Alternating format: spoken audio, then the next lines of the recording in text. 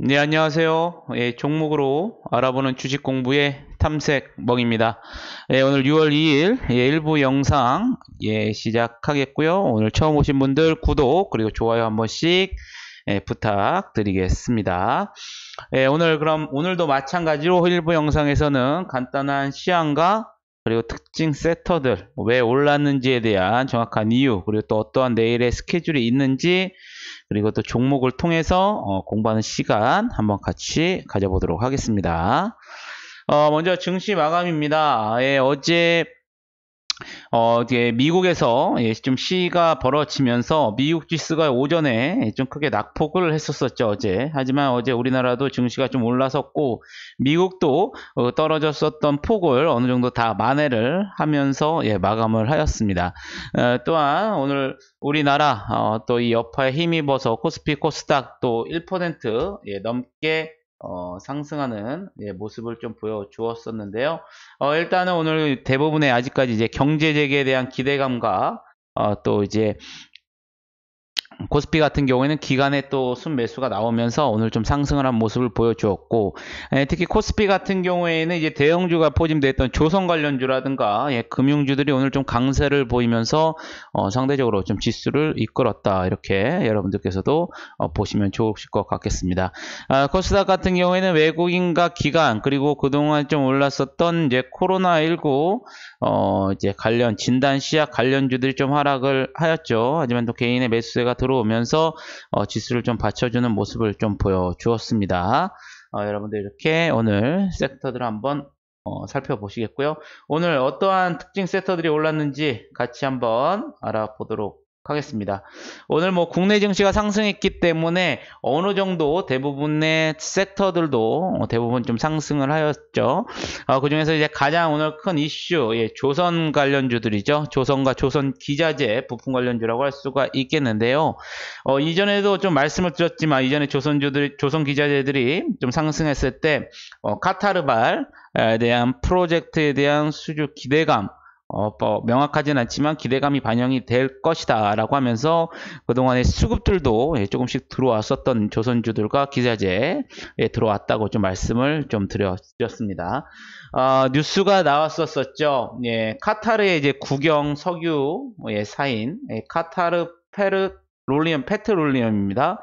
여기에서 현대중공업, 우리나라의 삼성중공업, 대우조선해양과 약 700억 리알, 그러니까 우리나라 돈으로 하면은 약 23조 6천억 정도의 규모의 LNG 운반선 계약을 맺었다고 밝혔습니다. 구체적으로 좀 계약 내용을 보자면 2027년까지 LNG선 건조 슬롯을 확보한다는 것으로, 이제 카타르 페트롤리움은 2027년까지 국내 조선 3사로부터 100척 이상의 LNG선을 공급받을 예정인 것으로 좀 알려졌습니다. 이 같은 소식에 오늘 우리나라 뭐 삼성중공업, 대우조선해양, 한국조선해양 이렇게 상승을 했고요. 또 KSP라든가 오리엔탈전공, 또 대창솔루션 등의 조선 기자재, 또 LNG, 에카 천연가스 등의 관련주들도 오늘 강한 모습을 보여주었다. 여러분들이 참고하시면 좋으실 것 같겠습니다. 오늘 또 자동차와 또 부품주들이, 대표적인 또 자동차 대표주들이 오늘 상승한 모습을 좀 보여주었는데요. 일단은 이 코로나로 인해서 해외에 대한 판매는 계속 급감은 거는 맞습니다. 하지만 내수 판매, 즉 국내 매출이 지속적으로 상승했던 부분이 좀 오늘 집중적으로 조명이 되었었는데요. 5월 달에도 이제 약 13만 대 정도로 3달 연속 두 자릿수의 성장세를 좀 이어갔습니다. 이 같은 이유에는 아무래도 이제 정부에서 개별 소비세 인하 효과라든가, 또 지금 현대 기아차에서 나오는 신차들에 대한 좀 기대감과 또 판매들이 잘 되고 있죠. 뭐 제네시스라든가 뭐 이런 기타 다른 신차들의 또 판매들이 강세를 보이면서 국내 판매가 3달 연속 성장이 됐다라는 이제 분석이 나왔었고, 이제 코로나가 감소되고 공장들도 다시 해외에 있는 공장들로 재가동이 되면서 해외에 대한 판매도 점차적으로 이제 증가될 것이다라고 얘기하면서, 이 같은 소식이 오늘 자동차 관련주들이 오늘 좀 상승을 하였습니다. 이에 따라서 뭐 기아차, 현대모비스, 현대차 대표적인 자동차 섹터들이죠. 거기에 또 부품인 성우하이텍, 대연산업 등의 관련주들이 오늘 강한 모습을 보여주었다. 여러분들이 이렇게 생각을 해보시면 좋으실 것 같겠습니다. 오늘 또 일본 수출 규제 관련 종목들이 또 어제 이어서 좀 상승을 한 모습을 보여주었었죠. 우리나라에서 이제 발표를 했습니다. 어제 말씀드린 것처럼 WTO에 제소할 방안이 가장 유력하다고 말씀을 드렸었는데요. 어제 예상대로 우리나라에서는 WTO에 제소 절차를 재개하겠다는 소식이 나오면서 다시 한번 일본 수출 규제 관련주들, 동진 세미캠이라든가 모나미, 또 좋은 사람들 등의 관련주들이 오늘 상승을 하였습니다. 어제 시간에서 또 말씀드렸었죠. 사료 관련주들, 일단 중국에서 미국산 대두 등 일부 농산물을 구매 중단했다는 이제 소식이 좀 나오면서 순간적으로 시간에서 지수들이 미국 지수라든가 유럽 지수들이 순간적으로 낙폭을 하였지만 크게 개의치 않고 다시 한번 회복을 하는 모습을 좀 보여주었습니다. 아무래도 미국에서 일단 홍콩 관련돼서 이에 대한 이제 보복에 대한 조치로서 중국 당국의 이제 국영 농산물 전체적인 걸 다 차단한 건 아니고요.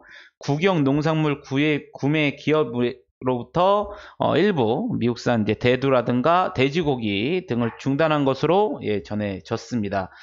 그렇기 때문에 이 같은 소식에 또 반사이 기대감이 터지면서 이제 사료 관련주들이 조금 상승하는 모습을 보여줬는데요. 오늘 이전에 이제 상승을 많이 나왔었죠. 미중 무역 갈등 때문에 오늘도 마찬가지로 팜스토리라든가 모성사료, 한일사료, 또 샘표식품 등의 관련주들이 오늘 좀 상승하는 모습을 보여주었습니다. 오늘 또 대북 관련주가 조금 움직이는 모습을 보여주었었는데요.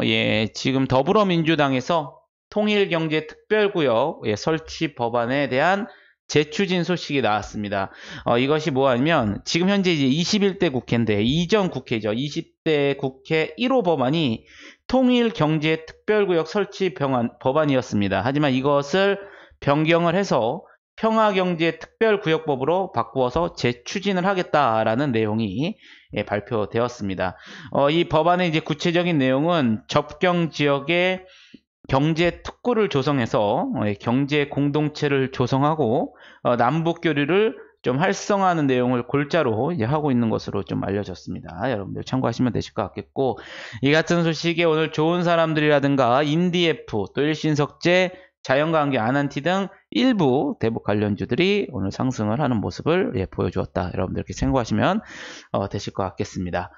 서두에도 말씀드렸었지만 그동안 이제 많이 올랐었던 이제 코로나 19 관련주들에서 일부 관련주들이 오늘 좀 하락을 하는 모습이 좀 나왔었는데요.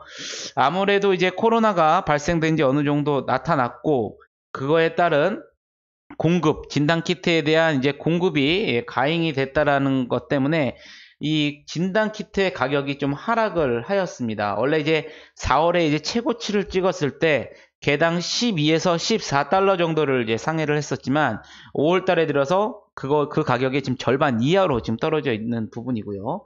또 이제 진단키트에 이제 들어가는 시약이 공급 가격도 이전보다 2배에서 많게는 5배까지 올랐기 때문에 오히려 이제 마진 측면에서는 이제 안 좋게 된 부분이라고 할 수가 있겠습니다. 이 같은 소식에 오늘 랩지노믹스라든가 수젠텍, 또 시젠, 오상자이엘 등의 관련주들이 오늘 조금 하락을 하는 모습이 나타났다. 여러분들이 참고를 하시면 좋으실 것 같겠습니다.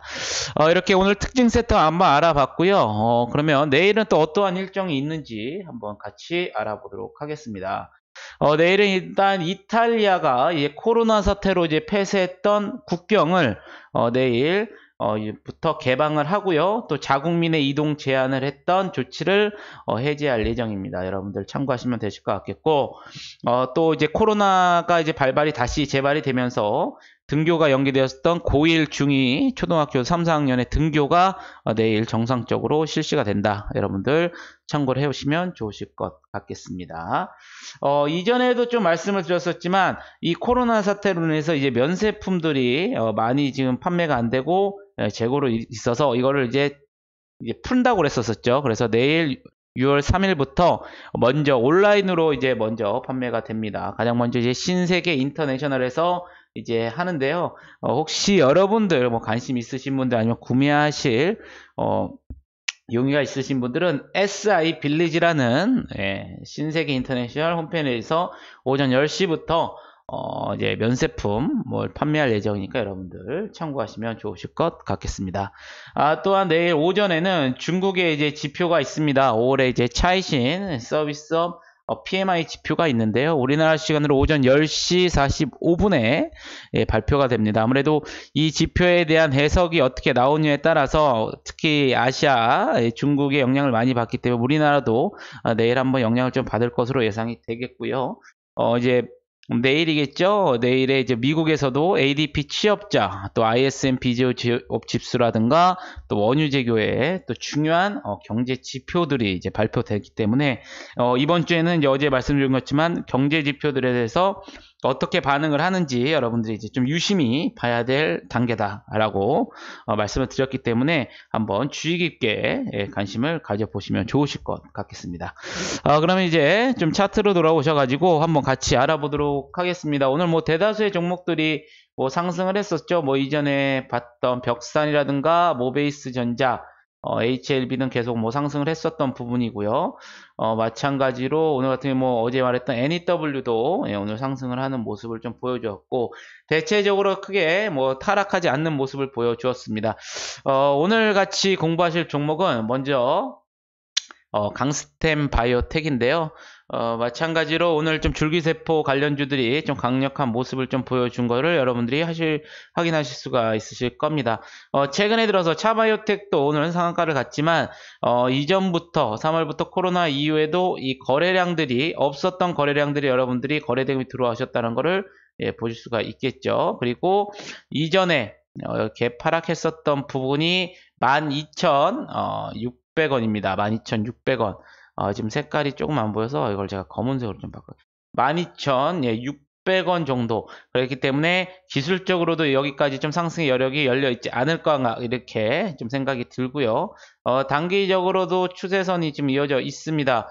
그렇기 때문에 저희가 공부했는 부분, 이전의 고점 라인이었었던 부분이죠. 그리고 이제 장기 이평선인 9,000원 후반대가 깨지지 않고 지지받는다면 내일 좀 관심을 가져볼 만한 종목이지 않을까. 수급이 좀 들어왔기 때문에 여러분들께서도 공부를 한번 해보시면 되실 것 같겠고, 반대로 이 추세 라인이고 이제 했던 이 선이 깨지게 된다면 약 8,000원, 9,000원이 깨지게 된다면 여러분들도 리스크 관리를 조금 해주셔야 되는 부분 참고를 하시고, 기술적으로 위에 갭이 하락했던 자리인 12,000원을 여러분들이 한번 목표가로 한번 잡아보시면 좋으실 것 같겠습니다. 주봉으로 보셔도 일단은 참고를 하시면 되실 것 같겠고, 여기도 마찬가지로 이렇게 나와 있죠. 이 자리를 다시 한번 지지를 받는다면 추가적인 상승을 한번 기대해 볼 수 있겠다. 여러분들이 참고해 보시면 좋으실 것 같겠습니다. 다음 보실 종목은 거래량이 이렇게 많지는 않은 종목인데요. 오늘 좀 거래량이 들어왔죠. DSC 인베스트먼트입니다. 뭐 차트를 크게 보면 지속적으로 주가가 이 장기 이평선을 크게 뚫지 못하고 하락을 하는 모습을 좀 보여주었었는데요. 하지만 최근에 들어서 좀 거래량이 들어오면서 매물을 소화하는 모습을 좀 보여주고, 오늘 좀 수급이 들어오면서 장기 이평선을 안착을 하는 모습을 좀 보여주었습니다. 그렇기 때문에 여러분들께서도 일단 단기적으로 이 장기 이평선을 이탈하지 않는다면 여러분들께서도 한번 관심을 내일 가져보시면 좋으실 것 같겠고, 반대로 일단은 단기적으로는 이전 고점이라고 할 수가 있겠죠. 약 3,600원대 돌파 여부를 여러분들께서도 좀 체크를 한번 해보시면 좋으실 것 같겠습니다. 반대로 이 종목 같은 경우에는 아래 라인이라고 할 수 있겠죠. 저점이 2,700원대가 이탈이 된다면 다시 한번 그 아래인 61선 2,500원대로 무너질 수 있기 때문에 이때부터는 리스크 관리를 여러분들께서 좀 해보시면 좋으실 것 같겠고, 이게 현재 주봉의 상태입니다. 그렇기 때문에 이전에 바닥 라인을 일단은 2,700원대를 좀 굳게 지금 다져놓고 다시 한번 이렇게 역회된 숄더로 한번 올라갈 수 있는 모양을 만들어 놨기 때문에 여러분들께서도 한번 돌파가 되는지 여부를 한번 공부를 해보시면서 대응을 한번 해보시면 좋으실 것 같겠고요.